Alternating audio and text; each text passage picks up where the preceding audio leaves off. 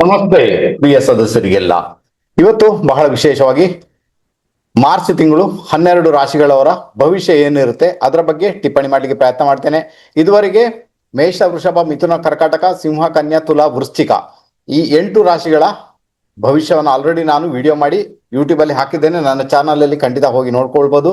ಇವತ್ತು ನಾವು ಬಂದ್ಮೇಣ ಧನು, ಮಕರ, ಕುಂಭ, ಮೀನ ಈ 4 ರಾಶಿಗಳವರಿಗೆ ಯಾವ ತರದ ಇಂಪ್ಯಾಕ್ಟ್ ಕ್ರಿಯೇಟ್ ಆಗುತ್ತೆ, ಒಳಿತು ಕೆಡುಕುಗಳ ಲೆಕ್ಕಾಚಾರಗಳೇನು, ಅದರ ಬಗ್ಗೆ ಮಾತಾಡಲಿಕ್ಕೆ ಪ್ರಯತ್ನ ಮಾಡ್ತೇನೆ. ಮೊದಲನೇದಾಗಿ ಬಂದ್ಬೇಡ ನಮ್ಮ ಧನುರಾಶಿ. ಧನುರಾಶಿಯವರಿಗೆ ಮುಖ್ಯವಾಗಿ ಏನಾಗುತ್ತೆ, ನಿಮಿತ್ತಗಳ ಪ್ರಕಾರ ನಮ್ಗೆ ಬಂದಿರುವಂತ ಪ್ಲಾನೆಟ್ಸ್ ಬಂದು ಕೇತು ಮಹಾರಾಜ. ಹಾಗಾದ್ರೆ ಈ ಒಂದು ಮಾರ್ಚ್ ತಿಂಗಳಲ್ಲಿ ಕೇತುವಿನ ಒಂದು ಇಂಪ್ಯಾಕ್ಟ್ ಅನ್ನ ಬಹಳ ದೊಡ್ಡ ಮಟ್ಟಿಗೆ ನೀವು ಪಡ್ಕೊಳ್ತೀರಿ ಅಂತ ಒಂದು ಇಂಡಿಕೇಶನ್ ಇದೆ. ಧನುರಾಶಿಯವರಿಗೆ ಬಹಳ ವಿಶೇಷವಾಗಿ ಕೇತು ಮಹಾರಾಜ ಭಾಗ್ಯದಲ್ಲಿ ಭ್ರಮಣ ಮಾಡ್ತಾ ಇದ್ದಾನೆ. ಹಾಗಾದ್ರೆ ಅಲ್ಲಿ ಎಲ್ಲೋ ಒಂದ್ ಕಡೆ ಕೇತು ಮಹಾರಾಜ ಕೆಲವೊಂದು ಬಾರಿ ಏನ್ ಮಾಡ್ತಾನೆ, ಆತ ಕೆಲವು ಡಿಸ್ಟರ್ಬೆನ್ಸ್ ಅನ್ನು ಉಂಟು ಮಾಡ್ತಾನೆ, ಕೆಲವು ತಡೆಗಳನ್ನ ಒಡ್ಡುತ್ತಾನೆ ಅಂತ ಒಂದು ಇಂಡಿಕೇಶನ್.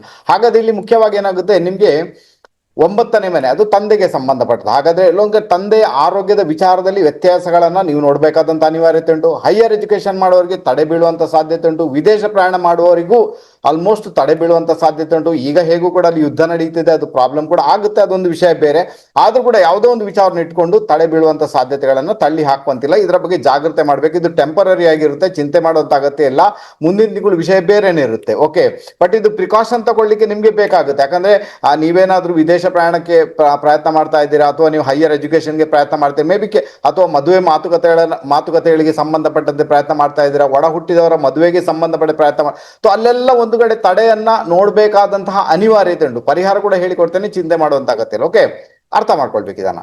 ನೆಕ್ಸ್ಟ್ ಏನಾಗುತ್ತೆ, ಇದರಲ್ಲಿ ಮುಖ್ಯವಾಗಿ ಏನಾಗುತ್ತೆ, ಕೇತು ಮಹಾರಾಜ ಏನ್ ಮಾಡ್ತಾನೆ, ನಿಮ್ಮ ಭಾಗ್ಯ ಅಂದ್ರೆ ರಾಶಿಯಿಂದ ಭಾಗ್ಯದಲ್ಲಿ ಇದ್ಕೊಂಡು 3ನೇ ಮನೆ ನೋಡಿ, ಥರ್ಡ್ ಹೌಸ್ ಅಲ್ಲಿ 5 ಪ್ಲಾನೆಟ್ಸ್ ಇದೆ. ಪಂಚಗ್ರಹ ಕೂಟ, ಅದರಲ್ಲಿ ದಶಮಾಧಿಪತಿ ಇದ್ದಾನೆ, ಪಂಚಮಾಧಿಪತಿ ಇದ್ದಾನೆ, ಸೂರ್ಯನು ಅಲ್ಲೇನೆ ಇದ್ದಾನೆ.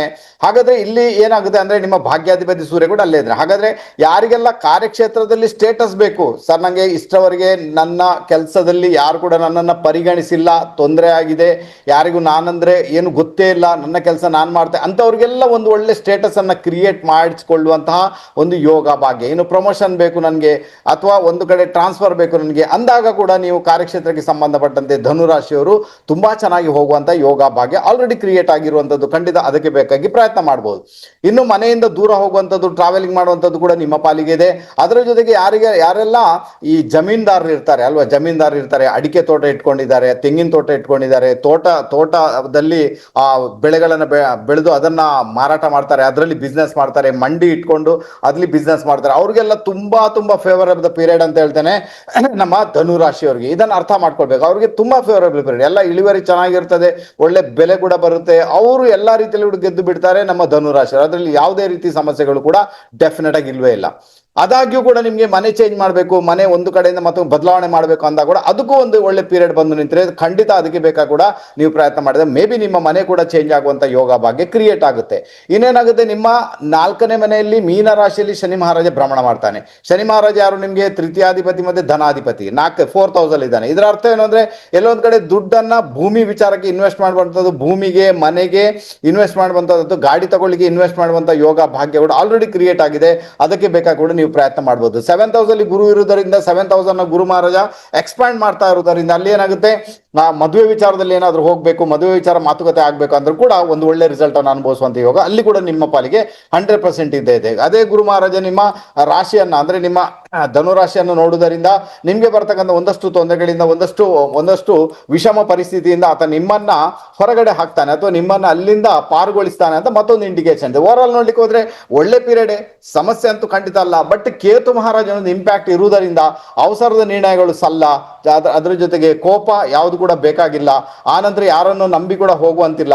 ಎಲ್ಲಾ ಕಡೆ ಕೂಡ ನೀವು ವಿಚಾರ ವಿಮರ್ಶೆಗೆ ಎಲ್ಲವನ್ನೂ ಕೂಡ ಒಳಪಡಿಸಿ ಹೋಗ್ಬೇಕಾದಂತ ಅನಿವಾರ್ಯತೆ ನಿಮ್ಮ ಪಾಲಿಗೆ 100% ಇದೆ. ಇಷ್ಟು ಮಾಡಿದಾಗ ಧನುರಾಶಿಯವರಿಗೆ ಈ ಒಂದು ಮಾರ್ಚ್ ತಿಂಗಳೇನಿದೆ ಒಂದು ಒಳ್ಳೆ ರಿಸಲ್ಟ್ ಅನ್ನು ಅನುಭವಿಸುವಂತ ಯೋಗ ಭಾಗ್ಯ ಕ್ರಿಯೇಟ್ ಆಗುತ್ತೆ. ಪರಿಹಾರ ಅಂತ ಬಂದಾಗ ನೀವೇನು ಮಾಡೋದು ಬೇಡ, ಬರೀ ಗಣಪತಿಯ ಸೇವೆಯನ್ನ ಮಾಡಿದಾಗ ಅಥವಾ ಓಂ ಗಂ ಗಣಪತಿಯ ನಮಃ ಈ ಮಂತ್ರದ ಚಾಂಟಿಂಗ್ ಅನ್ನ ಮಾಡಿದಾಗ ನಮ್ಮ ಧನುರಾಶಿಯವರಿಗೆ ಎಲ್ಲಾ ರೀತಿಯ ಒಂದು ಪಾಸಿಟಿವ್ ಇಂಪ್ಯಾಕ್ಟ್ ಈ ಒಂದು ಮಾರ್ಚ್ ತಿಂಗಳಲ್ಲಿ ಕ್ರಿಯೇಟ್ ಆಗುತ್ತೆ. ದಯವಿಟ್ಟು ಅರ್ಥ ಮಾಡ್ಕೊಳ್ಳಿ. ನಿಮ್ಮ ಪಾಲಿಗೆ ಇಷ್ಟು ಸಾಕು ಅಂತ ಇಟ್ಕೊಳ್ತೇನೆ.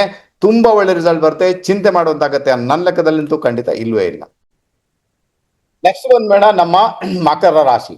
ಮಕರ ರಾಶಿಯವರಿಗೆ ನಿಮಿತ್ತಗಳ ಪ್ರಕಾರ ನಮಗೆ ಬಂದಿರುವಂತ ಪ್ಲಾನೆಟ್ಸ್ ಬಂದು ಗುರು ಮಹಾರಾಜ ಮಕರ ರಾಶಿಯವರಿಗೆ 6ನೇ ಮನೆಯಲ್ಲಿ ಭ್ರಮಣ ಮಾಡ್ತಾ ಇದ್ದಾನೆ, ವಕ್ರಿಯಾಗಿ ಬಿಟ್ಟಿದ್ದಾನೆ. ಹಾಗಾದ್ರೆ ಎಲ್ಲೊಂದ್ ಕಡೆ ಮಕರ ರಾಶಿಯವರಿಗೆ ವಿಶೇಷವಾಗಿ ಏನಾಗುತ್ತೆ, ಸಾಲ ಸೋಲದಲ್ಲಿ ತುಂಬಾನೇ ಅವ್ರಿಗೆ ಜಾಸ್ತಿ ಇಂಪ್ಯಾಕ್ಟ್ ಬಂದಿರಬಹುದು, ಸಾಲ ಜಾಸ್ತಿ ಆಗಿರ್ಬೋದು, ಸಾಲದಲ್ಲಿ ಪ್ರಾಬ್ಲಮ್ ಅನ್ನು ಅನುಭವಿಸ್ತಾರೆ, ಅಥವಾ ಕೆಲವರ ಹೆಲ್ತ್ ಅಲ್ಲಿ ಪ್ರಾಬ್ಲಮ್ ಅನುಭವಿಸ್ತಾರೆ, ಕೆಲವರೆಲ್ಲ ಶತ್ರುಕಾಟದಿಂದ ಪ್ರಾಬ್ಲಮ್ ಅನ್ನು ಅನುಭವಿಸ್ತಾರೆ ಅಂತ ಒಂದು ಇಂಡಿಕೇಶನ್ ಇದೆ. ಗುರು ಅಲ್ಲಿ ಆಲ್ರೆಡಿ ವಕ್ರಿಯಾಗಿರುವುದರಿಂದ ಎಲ್ಲೊಂದ್ ಕಡೆ ಈ ಒಂದು ಸಾಲದ ವಿಚಾರಕ್ಕೆ, ಶತ್ರುಕಾಟಕ್ಕೆ ಸಂಬಂಧಪಟ್ಟಂತೆ, ಆರೋಗ್ಯಕ್ಕೆ ಸಂಬಂಧಪಟ್ಟಂತ ವಿಚಾರಗಳಲ್ಲಿ ನೀವೇನ್ ಮಾಡ್ತೀರಾ, ನೀವು ಸ್ನೇಹಿತರ ಸಹಾಯವನ್ನು ಪಡ್ಕೊಳ್ಳಿಕ್ಕೆ ಪ್ರಯತ್ನ ಮಾಡ್ತೀರಾ, ಅಥವಾ ಪ್ರೀತಿ ಪಾತ್ರರ ಸಹಾಯವನ್ನು ಪಡ್ಕೊಳ್ಳಿಕ್ಕೆ ಪ್ರಯತ್ನ ಮಾಡ್ತೀರಾ, ಅಥವಾ ನಿಮಗೆ ಎಲ್ಲೊಂದ್ ಕಡೆ ಕೆಲಸ ಮಾಡೋದ ಮಕ್ಕಳಿದ್ದಾರೆ ಅಂದ್ರೆ, ಎಲ್ಲೊಂದ್ ಕಡೆ ಜಾಬ್ ಮಾಡೋದ ಮಕ್ಕಳಿದ್ದಾರೆ, ಅವರ ಸಹಾಯವನ್ನು ಪಡ್ಕೊಳ್ತೀರಿ ಅಂತ ಒಂದು ಇಂಡಿಕೇಶನ್ ಇದೆ. ತಪ್ಪಂತೂ ಖಂಡಿತ ಅಲ್ವೇ ಅಲ್ಲ, ನೀವು ಚಿಂತೆ ಮಾಡ್ಬೇಕಂತ ಅಗತ್ಯ ಇಲ್ಲ.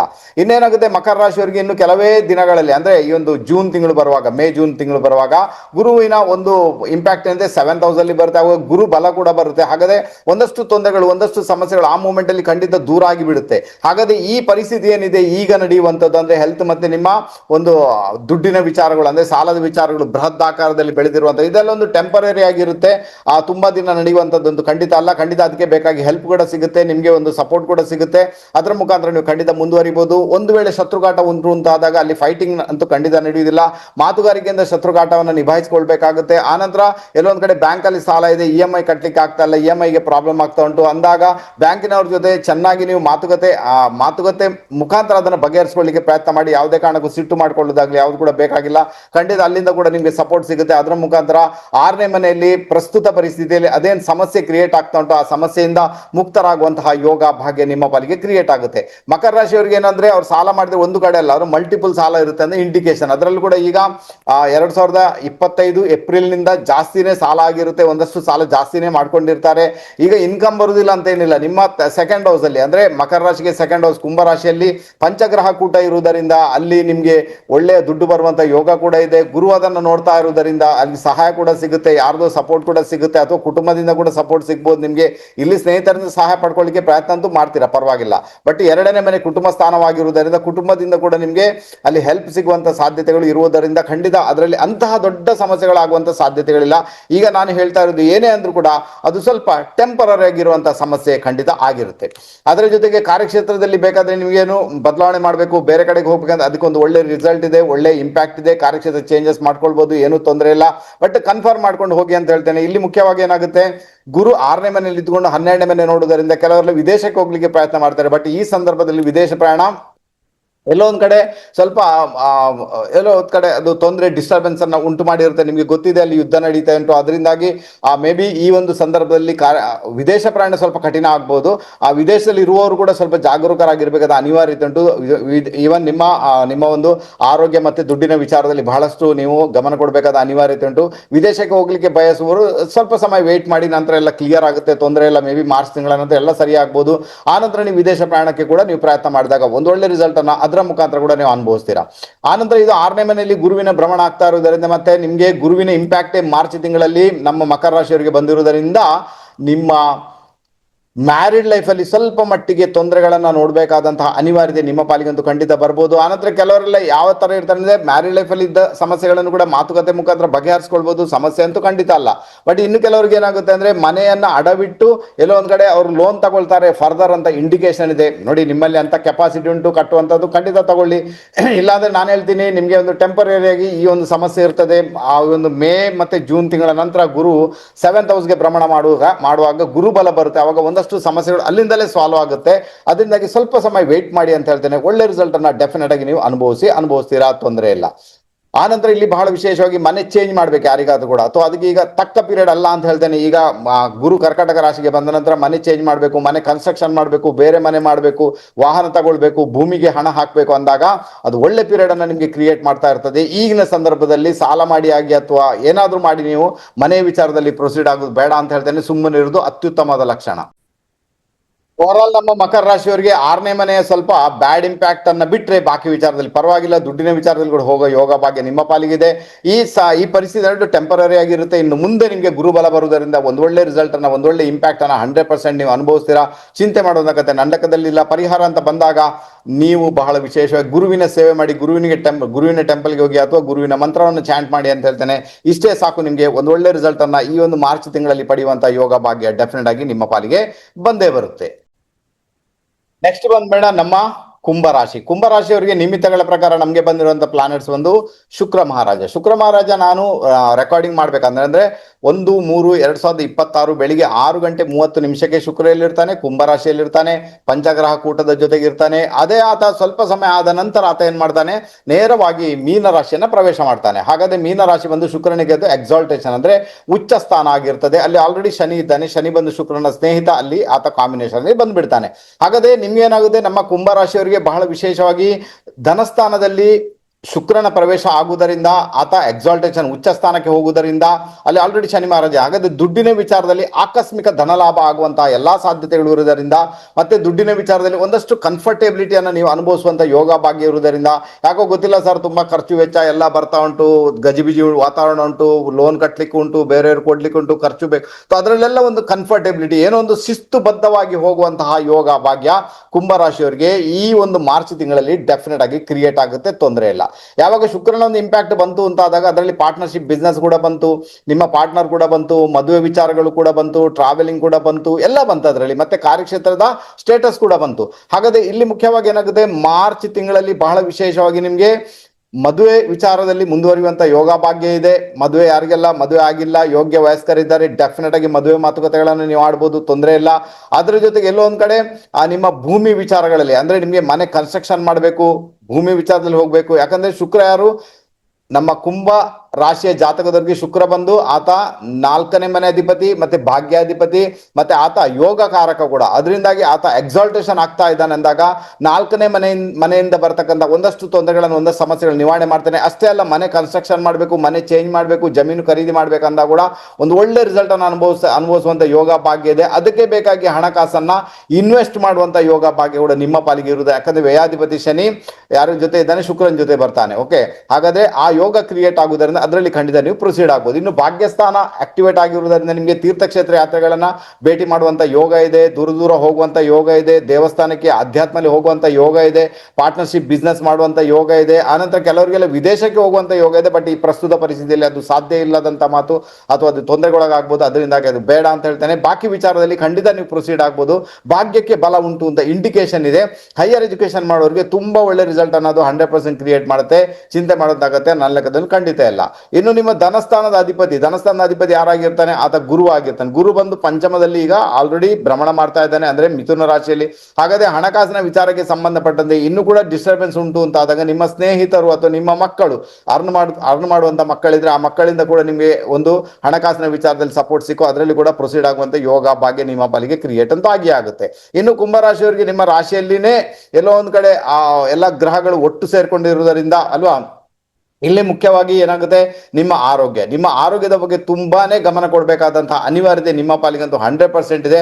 ನಾನು ಹೇಳ್ತೀನಿ, ಹೊರಗಿನ ವಸ್ತುಗಳನ್ನ ತಿನ್ನುವುದನ್ನ ಕಡಿಮೆ ಮಾಡಿ ಅಂತ. ಇಲ್ಲ ಪಿಜ್ಜಾ, ಬರ್ಗರ್, ಐಸ್ ಕ್ರೀಮ್, ಇನ್ಯಾವುದು ಕೂಡ. ಅಥವಾ ಮಕ್ಕಳಿದ್ದಾರೆ ಕುಂಭರಾಶಿಯವರು ಅಂದಾಗ ದಯವಿಟ್ಟು ಹೊರಗಿನ ವಸ್ತುಗಳನ್ನು ಕೊಡಬೇಡಿ. ಇಲ್ಲಾಂದ್ರೆ ಆರೋಗ್ಯ ಬಿಗಡಾಯಿಸದೆ ತೊಂದರೆ ಆಗುವಂತ ಸಾಧ್ಯತೆಗಳನ್ನು ತಳ್ಳಿ ಹಾಕುವಂತಿಲ್ಲ. ಇದರ ಬಗ್ಗೆ ತುಂಬಾ ಗಮನ ಕೊಡಬೇಕಾದ ಅನಿವಾರ್ಯತೆ ನಮ್ಮ ಕುಂಭರಾಶಿಯವರಿಗೆ ಅಂತೂ ಡೆಫಿನೆಟ್ ಆಗಿ ಇದ್ದೇ ಇದೆ.